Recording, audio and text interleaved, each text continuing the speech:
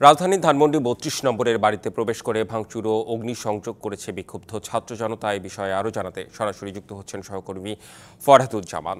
তাহলে আপনি ঘটনাস্থলে আছেন, বিস্তারিত আমাদের জানাবেন। আমরা যেটা দেখতে পাচ্ছি যে বুলডোজার আনা হয়েছে এবং বুলডোজার দিয়ে ধানমন্ডি ৩২ নম্বরের বাড়িটি ভাঙা হচ্ছে এবং সেখানে আমাদের সহকর্মীরা তো রয়েছেনই। আমরা যখনই সংযুক্ত হতে পারবো আমাদের সহকর্মীরা নিশ্চয়ই সেখান থেকে বিস্তারিত জানাবেন।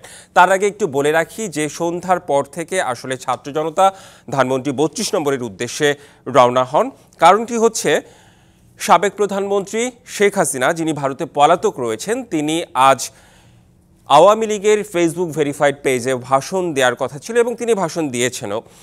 সেটিকে কেন্দ্র করেই ছাত্র জনতা ঘোষণা দেয় যে আজ ধানমন্ডি ৩২ নম্বরে তারা রওনা হবেন এবং স্বৈরাচারের যত স্মৃতি বাংলাদেশে রয়েছে কোনো কিছুই রাখতে চান না তারা, এমন ঘোষণাও তারা দিয়েছেন। এরই পরিপ্রেক্ষিতে আজ ধানমন্ডি ৩২ নম্বরে তারা যান ছাত্র জনতা এবং প্রচুর মানুষ সেখানে আমরা দেখতে পাই এবং সবাই সেখানে প্রথমত যার যার নিজের মতো করে আসলে ধানমন্ডি ৩২ নম্বর ভাঙচুর করে এবং সেখানে আগুন ধরিয়ে দেয়। পরবর্তীতে বুলডোজার আসে এবং বুলডোজার এসে সেই ভবনটি এখন পর্যন্ত আসলে ভাঙা হচ্ছে, আমি সেটি দেখতে পাচ্ছি।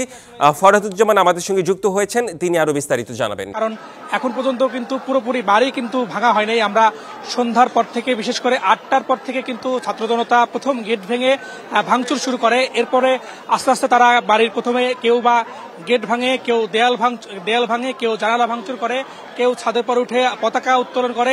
আমরা এখন পর্যন্ত দেখছি যে পুরো সড়কে আসলে ছাত্র জনতা তাকিয়ে আছে, পুরা তারা চালিয়ে যাচ্ছে।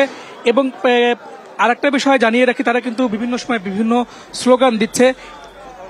এই ভিড়ের মধ্যে পাশাপাশি দর্শকের সংখ্যাও কিন্তু কম নাই। আমরা যদি দেখাই, ফরহাদুজ্জামান, পরবর্তীতে আবারও আপনার সঙ্গে আমরা যুক্ত হব। ধন্যবাদ এই মুহূর্তে আপনাকে।